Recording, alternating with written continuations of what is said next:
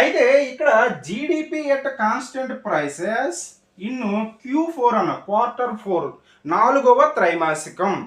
అంటే మనం 4 త్రైమాసికాల్లో ఎంత సాధించిందో చూసుకొని దాన్ని సగటు చేసి అయితే చూడడం. గత ఆర్థిక సంవత్సరంలో అదే త్రైమాసికంలో ఎంత వృద్ధి రేటు సాధించిందో చూసుకొని దాన్ని బట్టి మనం వృద్ధి రేటుని నిర్ణయిస్తాం.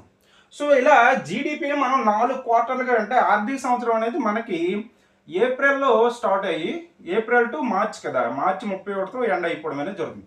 ఈ సంవత్సరాన్ని, ఈ 12 నెలల కాలాన్ని 4 త్రైమాసికాలుగా విభజించుకుంటాం. అది మనకి ఏప్రిల్ టు మే జూన్, ఇది ఫస్ట్ త్రైమాసికం. అదేవిధంగా జూలై ఆగస్ట్ సెప్టెంబర్, ఇది సెకండ్ త్రైమాసికం. అదేవిధంగా అక్టోబర్ నవంబర్ డిసెంబర్, ఇది థర్డ్ క్వార్టర్ అని Q3 అని అంటాం. అదేవిధంగా